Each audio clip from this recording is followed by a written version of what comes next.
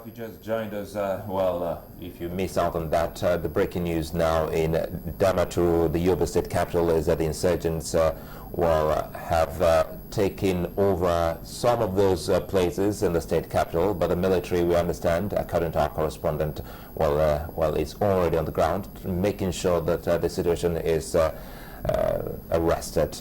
But sporadic gunshots are being heard at the moment, and it started as early as 6 this morning, and we hope that the situation will be truly and quickly arrested there in Damaturu. Don't forget that Damaturu is the capital of Yobe State, one of the states in Nigeria's northeast region that was, until about 2 weeks ago, under a state of emergency, making the president seek for an extension of that emergency rule.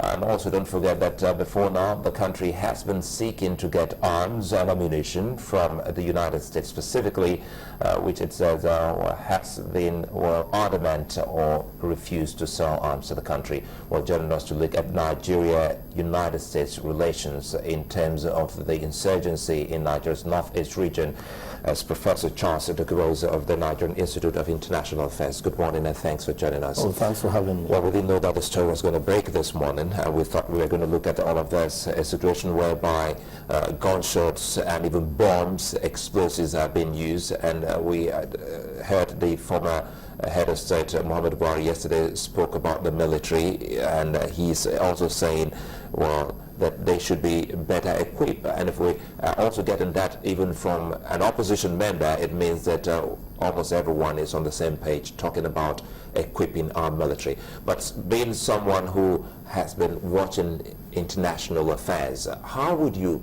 react to this particular talk about the U.S. refusal to sell arms to Nigeria? I think they have the right. They have the right to sell whoever they want to sell arms to, and that it's also, we also as a nation have the right to buy arms wherever we can. You know, if you're tied to the apron string of a particular country, and whenever there's a crisis, they could give excuses why they're not going to sell arms to you, then I think it's your own fault. We should have learned our lessons long ago as Nigerians. What lessons? The lessons of nations where even we have paid for arms, and they could not deliver because they said that they're going to use for it will be used for genocidal war during the Civil War. That should have been, you know, a clear example that you don't have to rely on one sole, supplier of arms. It was after we diversified our political relations and endeared ourselves to the Eastern world at that time. Then and only then were we given the equipment to prosecute the Nigerian Civil War. That is a clear example of a country that should have learned from the past that we are not supposed to be tied to the apron string of a particular arms supplier. What is the politics of arms? I mean, is it that you only sell arms to your friends, or people? Because we would have thought it was as simple as you bring your money if you're a legal entity, a sovereign entity. So the market is large, and then you can buy arms from anywhere. But sometimes, because of what we call interoperability, where you buy a particular arm, it could be used and be used by various sections of the military. If you get it from a particular source, then the maintenance of that arms becomes easier. But when you have multiple sources of supply, then it becomes difficult for even most of the services that we use it. So that's why I think Nigeria was caught in that sort of a mess that we believe the United States will support us. And also, if you look at the pronunciation or pronouncements of the United States government, that they are working shoulder to shoulder with the Nigerian government in terms of containing the Boko Haram issue in Nigeria, and for them to turn around to now say that they can't sell arms to Nigeria. I don't know what they want from Nigeria. But you got the excuse or the reason why. They talked about human rights abuses. I think who are those to tell us about human rights? The United States? There was human rights abuses. People should not even forget that in America, the blacks had their votes in the 1960s.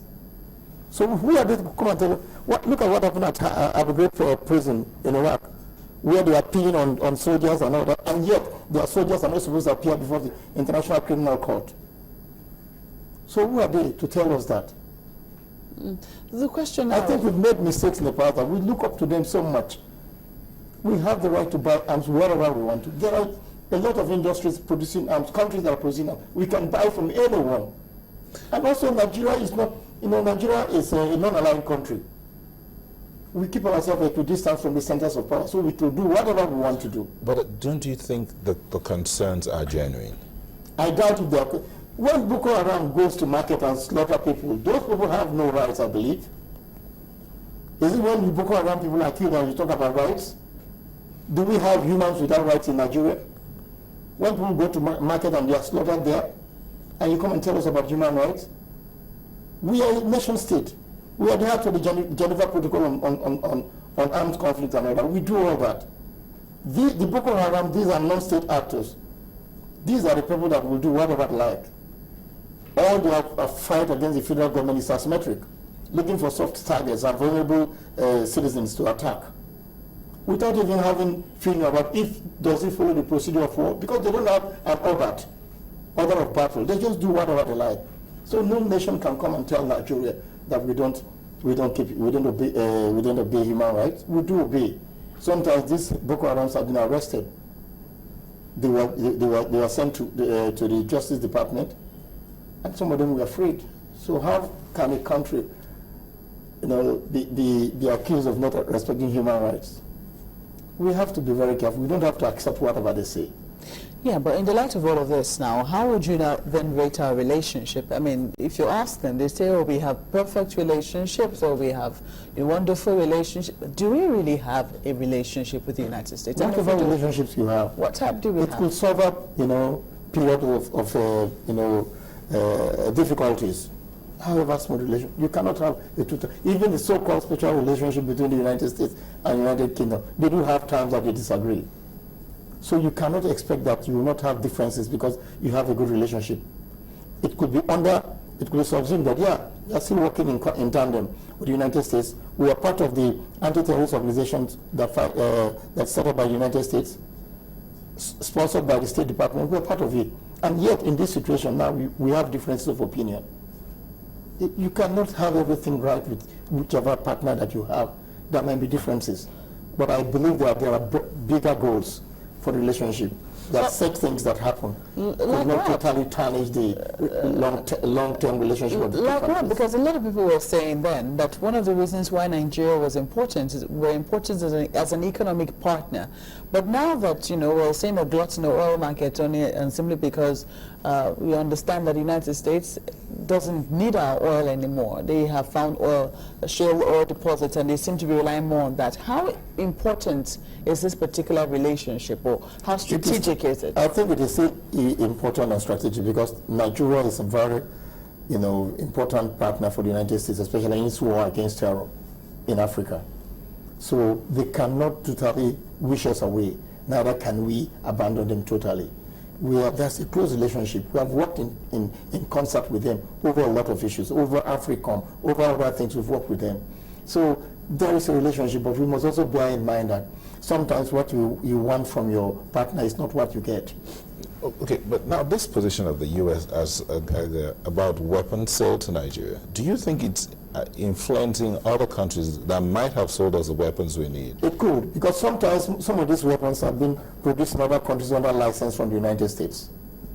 As said, the United States has right over the person you sell the weapon, the third party you sell the weapon to.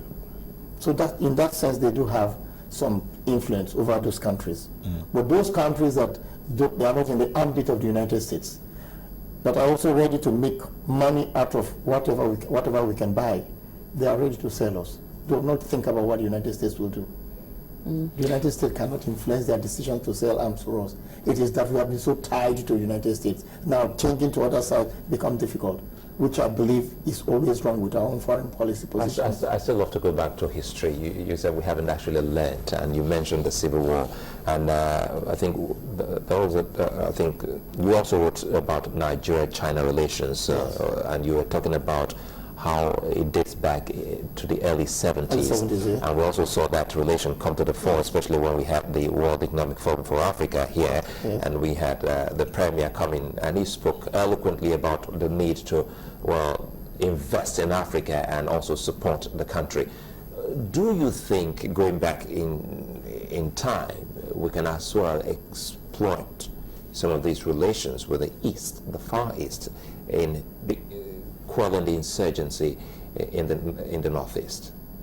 I think, nothing stops us from using that relationship with the East, especially with China, to explore. I think they're going to give you, if you're dealing with China, in terms of relationships, they don't interfere with whatever happens in your country. Business is business. It has always been their stance. I was there in that whole privilege over there. Yes. He said that in his words that we will not interfere in They will not internal affairs. interfere. Business is business. So we have to be selective about the country that we have to use. Even the West is wary about Chinese engagement in Africa, because they believe that they are going to unravel all what they've set up for democracy and all that. But it doesn't follow that way. China has a purpose. It's an economic power. It's trying to make whatever it can in a region that they believe you have an abundance of resources to which you can exploit.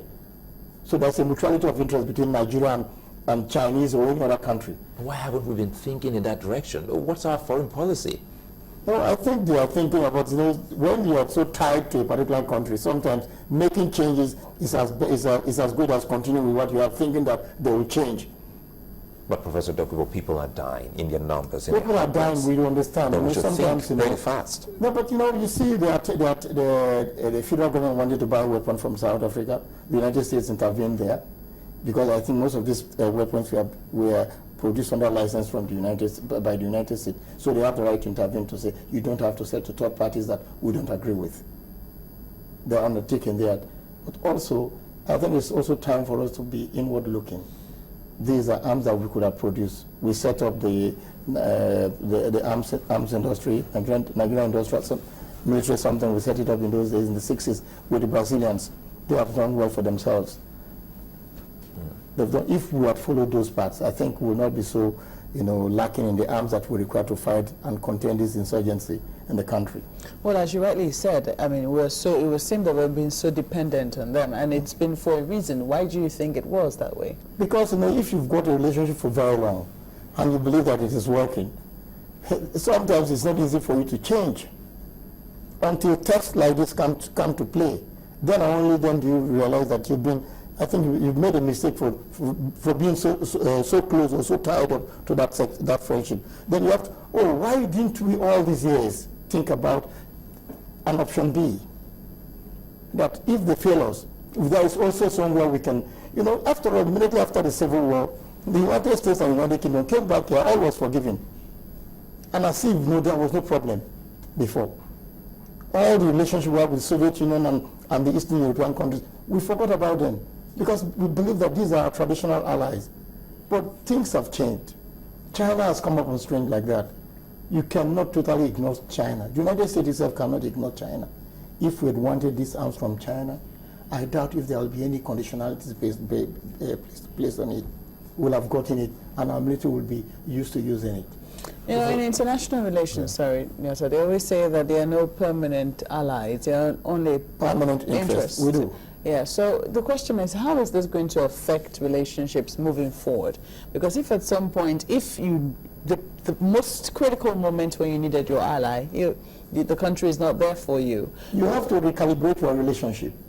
What emphasis do you put on that relationship again?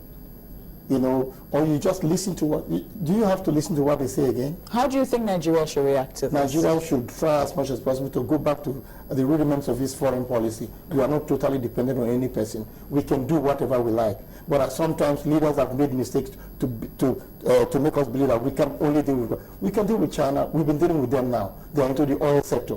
You have Chinese oil companies in Nigeria. Why didn't we think early enough to make sure that even our strategic and military alliances also, we have to recalibrate it and also make use of these countries that will not question what we use our arms for?